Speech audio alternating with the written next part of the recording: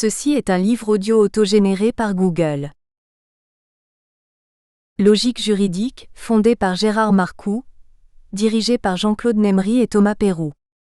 Le droit n'est pas seulement un savoir, il est d'abord un ensemble de rapports et pratiques que l'on rencontre dans presque toutes les formes de société. C'est pourquoi il a toujours donné lieu à la fois à une littérature de juristes professionnels, produisant le savoir juridique, et à une littérature sur le droit, produite par des philosophes, des sociologues ou des économistes notamment. Parce que le domaine du droit s'étend sans cesse et rend de plus en plus souvent nécessaire le recours au savoir juridique spécialisé, même dans des matières où il n'avait jadis qu'une importance secondaire, les ouvrages juridiques à caractère professionnel ou pédagogique dominent l'édition, et ils tendent à réduire la recherche en droit à sa seule dimension positive. À l'inverse de cette tendance, la collection Logique juridique des éditions L'Harmattan est ouverte à toutes les approches du droit. Tout en publiant aussi des ouvrages à vocation professionnelle ou pédagogique, elle se fixe avant tout pour but de contribuer à la publication et à la diffusion des recherches en droit, ainsi qu'au dialogue scientifique sur le droit. Comme son nom l'indique, elle se veut plurielle. Dernière parution. Yue Zhao, Coopérer en droit international des cours d'eau transfrontaliers, État du droit et études du cas chinois, 2020.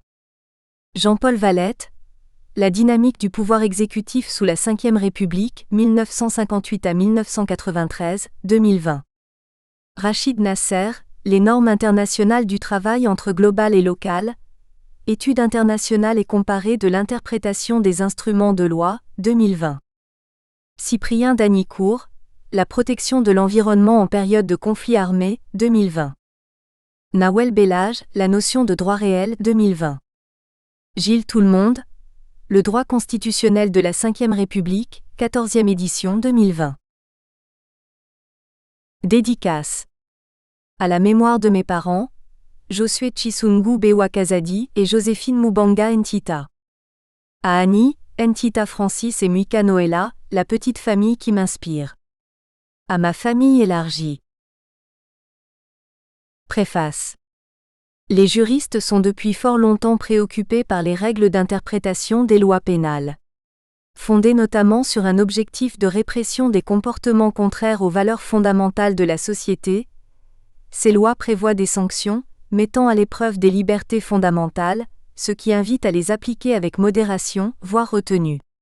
Les jurisconsultes romains d'ailleurs en suggéraient une application bienveillante, Paul Digeste, 57,155. Faut-il appliquer à ces textes les règles générales d'interprétation ? Ou leur nature particulière commande-t-elle d'y appliquer des règles différentes ? Par exemple, faut-il prohiber dans le domaine des infractions et des peines le raisonnement par analogie ? En droit pénal, les théories générales de l'interprétation ont-elles leur place ? La question ne peut bien sûr être envisagée sans se pencher sur ces méthodes générales d'interprétation qui prévalent dans le système de droit, au sein duquel le juge pénal œuvre. Les juristes dans les différents États identifieront leurs méthodes préférées en utilisant différents qualificatifs: textualiste, littéraliste, exégétique, intentionnaliste, originaliste, logique, systémique, pragmatique, historique, dynamique ou évolutive, herméneutique, finaliste ou téléologique, ou basée sur la libre recherche scientifique, et y apporteront nuances, distinctions et précisions. La diversité règne et on peut se demander comment les règles d'interprétation des lois pénales s'insèrent dans ces méthodes éparses et complexes. C'est l'apport majeur du présent livre de Maître Kazadi qui nous fournit une analyse comparative des régimes français et canadiens, en s'intéressant à la place donnée aux méthodes littérales et téléologiques dans la démarche interprétative en droit pénal. Il dresse d'abord le tableau de la méthode générale moderne, due à Elmer Adridger et reconnue par la Cour suprême du Canada, et commente les décisions appliquant soit la méthode littérale, soit la méthode téléologique, en droit pénal canadien. Il procède ensuite à l'examen du droit français, en passant de la méthode littérale à la méthode finaliste, et en illustrant son propos par l'étude des décisions françaises marquantes. Son analyse va bien au-delà des déclarations habituelles des commentateurs, dogmatiques et souvent inexactes, qu'on entend à répétition. Au contraire, il fait une lecture fine des décisions, débusquant les lieux communs. Il remet les règles d'interprétation, notamment celles de l'interprétation restrictive ou stricte de la loi pénale, dans leur juste perspective. Les spécialistes du droit pénal pourront tirer profit de ces analyses, qui jettent un éclairage pénétrant sur le raisonnement interprétatif des magistrats. C'est donc avec un grand plaisir que je préface cet ouvrage qui sera, j'en suis certaine, l'amorce de nombreuses réflexions en droit pénal et en interprétation législative. Mistral Goudreau.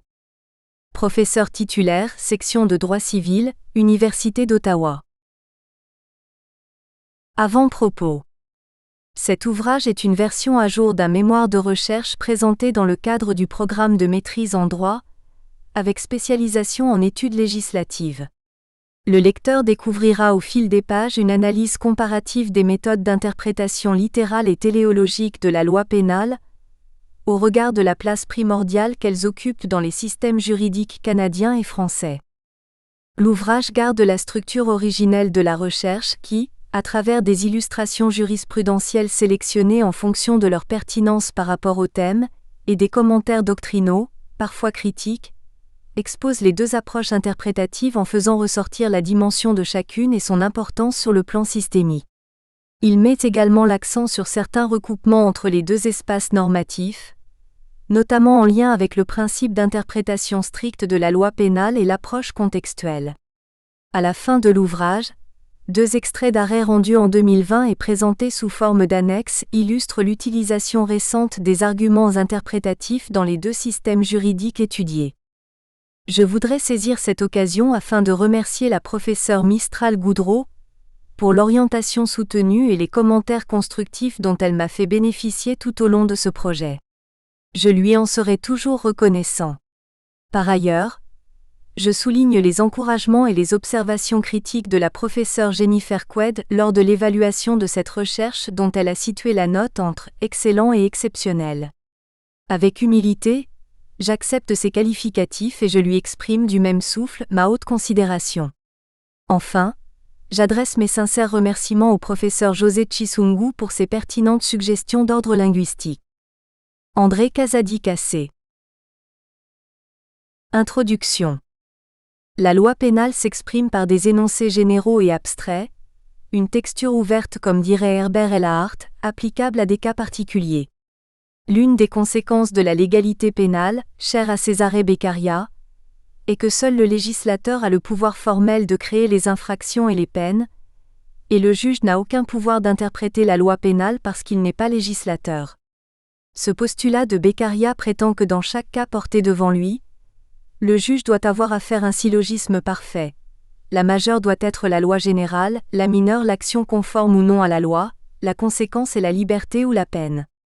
Si le juge, par contrainte ou volonté, fait ne serait-ce que 2 syllogismes, on ouvre la porte à l'incertitude. Selon lui, l'axiome selon lequel il faut consulter l'esprit de la loi, donc l'interpréter, est très dangereux et qu'au fond, un désordre qui naît de la rigoureuse observation de la lettre de la loi ne saurait être mis en balance avec les désordres qui naissent de l'interprétation.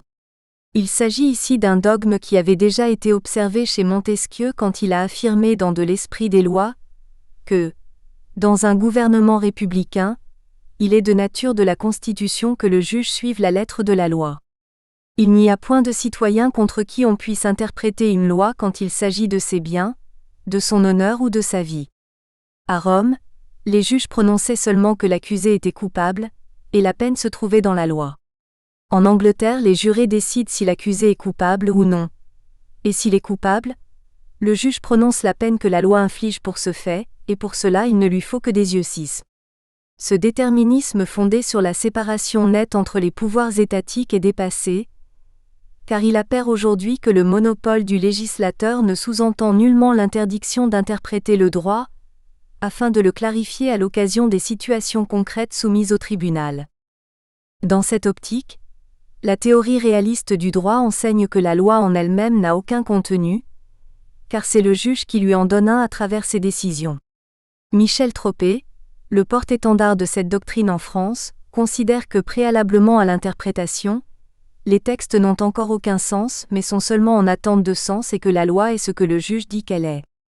Par ailleurs, la théorie structurante du droit va même plus loin en niant ouvertement l'existence de toute norme dans la loi, et en attribuant au seul juge le pouvoir de créer la norme à partir des données linguistiques du législateur. On est là en présence de postulats contemporains, qui constituent des illustrations du dépassement de la pensée classique de Montesquieu et Beccaria. Alors, pour faire son travail d'interprète, le juge pénal doit-il privilégier la lettre ou l'esprit de la loi ? L'approche textuelle recherche le sens du message législatif au moyen d'une étude minutieuse des termes, en présumant que le législateur connaît ces éléments du langage qu'il doit avoir appliqués correctement. Elle accorde de l'importance aux aspects grammaticaux du texte afin de découvrir l'intention du législateur et vise à préciser la signification d'un texte de loi à l'aide d'indices proprement linguistiques. Vocabulaire utilisé, règles de grammaire, structure syntaxique 12. Par contre, la méthode téléologique, dite aussi finaliste, vise à interpréter la loi en fonction de son but, son objet ou sa finalité. L'interprète recherche la ratio legis ou la raison d'être de la loi. Il a ainsi recours à différents moyens tels les travaux préparatoires, les notes explicatives du projet de loi, les travaux des assemblées parlementaires, l'histoire législative. L'interprète tente de connaître l'état d'esprit du législateur au moment de l'adoption de la loi 14.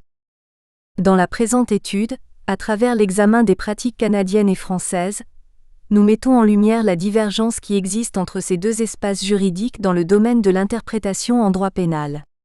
Deux espaces normatifs, deux approches interprétatives. L'analyse qui suit est basée principalement sur la jurisprudence de la Cour suprême du Canada et de la Cour de cassation française, afin d'en faire ressortir les pratiques et tendances respectives, mais sans ignorer l'apport et l'influence de la doctrine. La réflexion s'articule ainsi autour de l'interprétation littérale en tant que méthode privilégiée en droit canadien, et la méthode téléologique, qui est considérée en France comme une approche obligatoire pour le juge pénal. Il sera abordé, dans un premier temps, l'importance de l'interprétation littérale en droit pénal canadien, chapitre 1, qui sera suivi d'une analyse sur le rejet de la méthode littérale et la consécration de l'approche téléologique en droit pénal français, chapitre 2. En troisième lieu, nous traiterons du recours aux arguments finalistes au Canada, chapitre 3, avant de proposer en dernier lieu, un regard sur les points de convergence entre les deux systèmes interprétatifs étudiés, chapitre 4. Nous démontrerons que l'opposition entre les deux approches n'est pas totale, parce que chacun des systèmes juridiques étudiés privilégie certes l'une des deux méthodes, une question de choix fondée sur le courant jurisprudentiel et doctrinal du moment, mais il lui arrive d'appliquer ponctuellement la méthode privilégiée par l'autre système et vice-versa. Au Canada, si elles sont différentes en tant que méthode, la méthode littérale et l'approche finaliste se révèlent souvent complémentaires dans leur application pratique, sous l'influence de la méthode préconisée par le professeur Elmer Adridger. Cette méthode fut ainsi énoncée. TRDUCTION, il faut lire les termes d'une loi dans leur contexte global, suivant le sens ordinaire et grammatical qui s'harmonise le mieux avec l'esprit de la loi, l'objet de la loi et l'intention du législateur 15. Nous ferons valoir que l'application généralisée de la méthode Dridger semble dominer tellement que l'élaboration d'une approche interprétative propre au droit pénal n'existe pas en réalité, hormis l'évocation habituelle, par la jurisprudence et la doctrine, du principe d'interprétation restrictive qui ne joue qu'un rôle secondaire désormais. En France, en plus de faire valoir le principe d'interprétation stricte, en doctrine comme en jurisprudence, il est établi que le juge doit utiliser la méthode téléologique et ne peut recourir à l'interprétation littérale que lorsqu'il s'agit de découvrir le sens d'un terme technique utilisé par le législateur. La latitude dont dispose le juge français par le biais de la méthode finaliste semble souvent inspirer des modifications législatives, mais elle fait parfois craindre les dérapages judiciaires, notamment lorsque le juge utilise l'objectif de la loi pour définir certains termes, au risque de faire dire au législateur ce qu'il ne voulait pas dire. Chapitre I. L'importance de l'interprétation littérale en droit pénal canadien. Avant d'aborder l'étude de la méthode littérale en droit pénal canadien, il convient, à travers quelques observations préliminaires, de jeter un regard sur le contexte général dans lequel l'activité interprétative en droit pénal se déroule. Section 1. Quelques observations préliminaires. Nous examinerons tour à tour l'emprise de la méthode moderne d'interprétation proposée par le professeur Dridger, le principe d'interprétation stricte et l'attitude de la doctrine. 1.1 L'emprise de la méthode Dridger sur la jurisprudence. Le paradigme dreyegerien, énoncé dans notre introduction, triomphe en jurisprudence. Il peut se résumer en 3 mots, texte, objet et contexte. Il invite l'interprète à regarder le contexte global et lire la loi, certes selon le sens ordinaire et grammatical des mots, mais en harmonie avec l'esprit de la loi, son objet et l'intention du législateur. L'auteur tire de l'énoncé de son modèle 5 principes érigés en étapes d'interprétation législative. 1. Il faut interpréter l'ensemble de la loi en fonction de son contexte global pour déterminer l'intention du législateur. La loi selon sa teneur expresse ou implicite, l'objet de la loi, les fins qu'elle poursuit, et l'économie de la loi, les liens entre ces différentes dispositions. 2. Il faut ensuite interpréter les termes des dispositions particulières applicables à l'affaire en cause selon leur sens grammatical et ordinaire, en fonction de l'intention du législateur manifestée dans l'ensemble de la loi, de l'objet de la loi et de son économie. S'ils sont clairs et précis et conformes à l'intention, à l'objet, à l'économie et à l'ensemble de la loi, l'analyse s'arrête là. 3. Si les termes sont apparemment obscurs ou ambigus, il faut leur donner le sens qui est le plus compatible avec l'intention du législateur, l'objet de la loi et son économie, mais un sens qu'ils peuvent raisonnablement avoir. 4. Si, malgré que les termes soient clairs et sans ambiguïté lorsqu'ils sont interprétés selon leur sens grammatical et ordinaire, il y a discordance dans la loi, avec les lois qualifiées de pari materia, ou avec le droit en général, alors il faut donner aux termes un sens inhabituel pouvant entraîner l'harmonie s'ils peuvent raisonnablement avoir ce sens. 5. Si les termes obscurs, ambigus ou discordants ne peuvent être interprétés objectivement en fonction de l'intention du législateur, de l'objet de la loi ou de son économie, alors il faut leur donner l'interprétation qui paraît la plus raisonnable.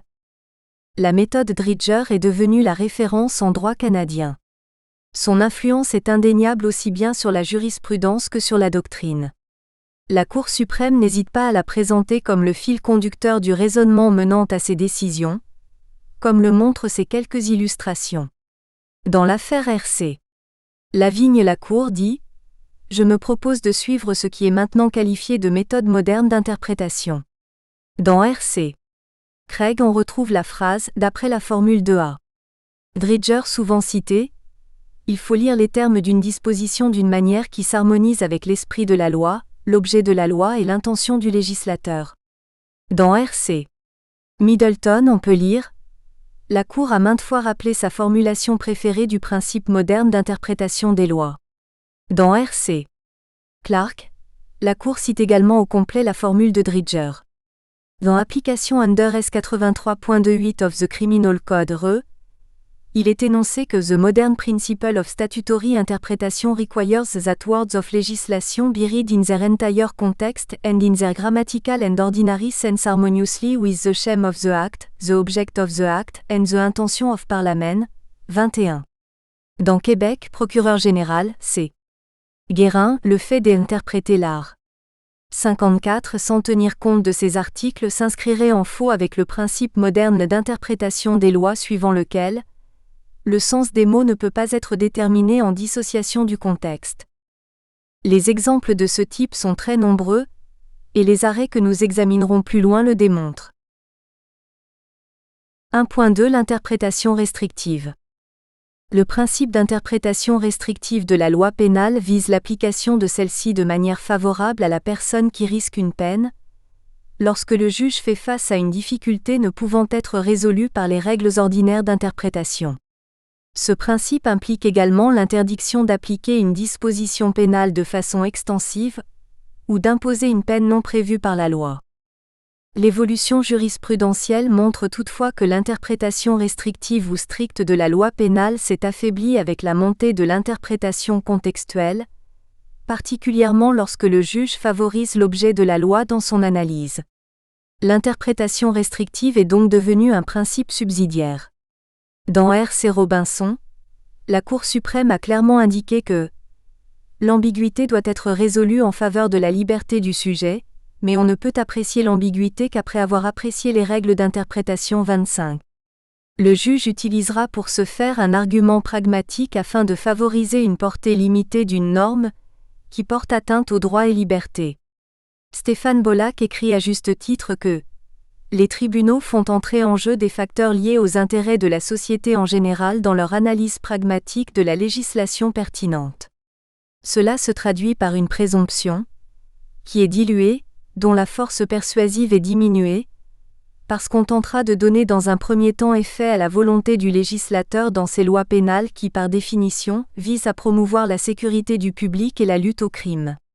Si l'impasse demeure après avoir identifié l'intention du législateur avec les principales méthodes d'interprétation, alors il sera possible de recourir à l'argument pragmatique d'interprétation stricte, et ainsi donner le bénéfice du doute aux individus. L'arrêt McIntosh illustre le caractère secondaire du principe de l'interprétation stricte en faveur de l'accusé. La Cour suprême y affirme sans ambages que le principe suprême qui régit l'interprétation des dispositions pénales est que l'ambiguïté devrait être tranchée de la façon qui favorise le plus l'accusé. En outre, lorsqu'il faut choisir entre deux interprétations possibles, il est important de donner effet à l'interprétation la plus compatible avec le libellé de la disposition. Dans cette affaire, l'accusé invoquait la légitime défense en vertu du paragraphe 34.2 du Code criminel, à la suite du meurtre de la victime chez qui il s'était rendu pour réclamer l'équipement audio qu'il lui avait confié pour réparation.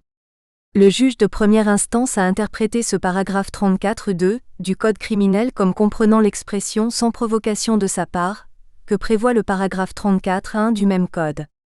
Cette interprétation restrictive a eu comme conséquence le fait que l'accusé ne pouvait pas justifier son acte par la légitime défense, et en conséquence, il a été déclaré coupable.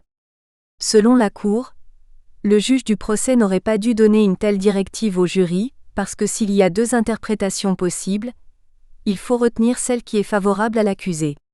De toute façon, la Cour considère qu'il n'y a pas ambiguïté dans cette disposition, et elle précise que si le législateur avait réellement eu l'intention de ne pas permettre à un agresseur initial de se prévaloir du paragraphe 34.2, il aurait exigé l'absence de provocation dans cette disposition. Par ailleurs, il importe de souligner que pour favoriser l'accomplissement de l'objectif de la loi en lui donnant un effet pratique, il arrive que la Cour suprême rejette l'interprétation stricte qui serait en faveur de l'accusé. Ainsi, dans R.C. Lawson, la Cour suprême a précisé qu'en matière d'enlèvement d'enfants, exiger une ordonnance de garde de la personne dépossédée serait une interprétation trop restrictive de l'article 283 du Code criminel et qui irait à l'encontre de son objectif de protéger les enfants. Dans l'égaré, la Cour suprême a annulé l'acquittement d'un homme de 32 ans accusé d'avoir leurré une jeune fille de 12 ans, en qualifiant d'exagérément restrictive l'interprétation donnée par le juge de première instance à l'alinéa 172.1.1c du Code criminel. Cette disposition punit le fait de communiquer intentionnellement au moyen d'un ordinateur avec une personne dont on sait, ou croit qu'elle est âgée de moins de 14 ans, dans le dessein précis de faciliter la perpétration à son égard d'une infraction prévue, soit l'enlèvement, soit l'une des infractions d'ordre sexuel qui y sont mentionnées. Selon la Cour, et contrairement à ce qu'a fait le juge de première instance, il n'est ni nécessaire ni nécessairement suffisant que les actes reprochés à l'accusé soient objectivement susceptibles de faciliter la perpétration de l'infraction énumérée à l'égard de la personne concernée qui n'a pas atteint l'âge fixé. C'est pourquoi le contenu de la communication n'est pas forcément déterminant. Ce qui importe, je le répète, c'est de déterminer si la preuve dans son ensemble établit hors de tout doute raisonnable que l'accusé a communiqué au moyen d'un ordinateur avec une victime qui n'a pas atteint l'âge fixé, en vue de faciliter la perpétration à son égard d'une infraction d'ordre sexuel énumérée. Les hauts magistrats ont privilégié dans cette décision une interprétation qui favorise la protection des enfants, à l'ère du cyberespace. 1.3 L'attitude de la doctrine. La lecture des traités de droit pénal au Canada révèle que, de manière générale, les auteurs n'abordent pas l'interprétation du droit pénal en tant qu'objet d'étude spécifique. Ces ouvrages ne présentent pas une méthodologie interprétative particulière propre au droit pénal, hormis les exposés habituels portant sur le principe l'interprétation stricte de la loi pénale. La doctrine reste donc sur la même longueur d'onde que la jurisprudence qui, comme on le sait, applique en général la méthode Dridger. Dans les exemples qui suivent, l'on peut constater que la stricte construction of criminal laws revient dans la plupart des traités comme principe important que l'interprète doit avoir à l'esprit. Ainsi, le professeur Don Stuart, dans son ouvrage Canadian Criminal Law a Treatise, parle du rôle créateur du juge, soutient que la méthode moderne de Dridger donne à ce dernier plus de discrétion et évoque ensuite la stricte construction, ou la presumption in favor of liberty. The Supreme Court now consistently assert a broad approach that allows for considerable judicial discretion. It is never appropriate to distort statutory language. It leaves unsullied the view that if there are two reasonable constructions the stricter, that is the one most favorable to the accused, must be applied. Where real ambiguity exists, the accused must receive the more generous interpretation. L'auteur plaide pour une lecture restrictive en faveur de... Nous espérons que vous avez apprécié cet aperçu. Pour continuer à écouter ce livre audio sur Google Play Livres, utilisez le lien dans la description de la vidéo.